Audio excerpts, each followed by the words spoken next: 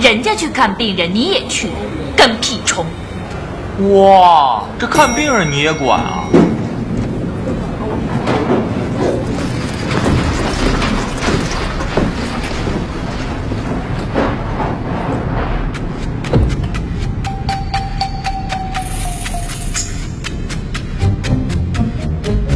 这么久都不动，电梯不会坏了吧？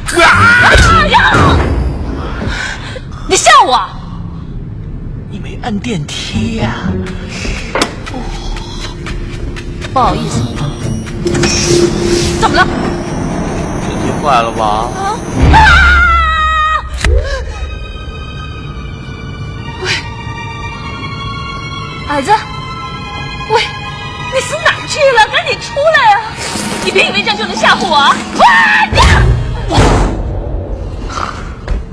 舔叉烧吓唬我！你打的我的叉烧掉在地上，我就把它舔干净啊。对不起。什么声音？没什么，大概被我撞到的电缆有点松了吧。电缆松了，那会不会掉下去啊？掉下去跟玩跳楼机不是差不多？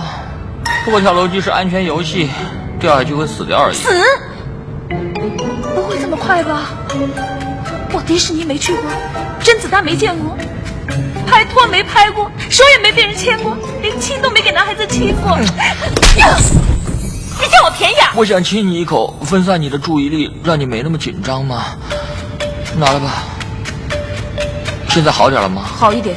我牵着你嘛。别打！拳拳的打头很伤的。你不想给我打，为什么不放手？一只手都打得我这样，要是我放了这只手，你两只手我死定。真是不好意思啊。不要客气，只要能帮你。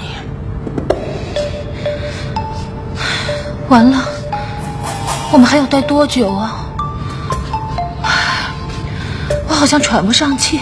最主要还是注意力的问题。我有一个极度分散你注意力的方法。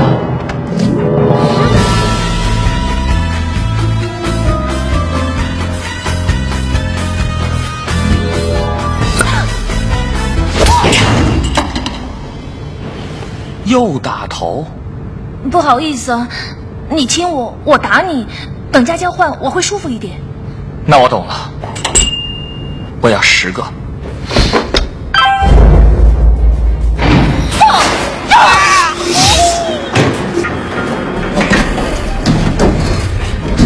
小姐，你怎么样？我没事，不过不知道他有没有事。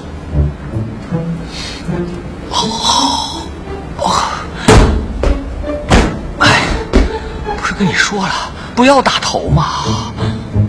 对不起，不过一看到你的头，我手就忍不住。哦，这个我知道，江湖上的朋友都称我做冤大头。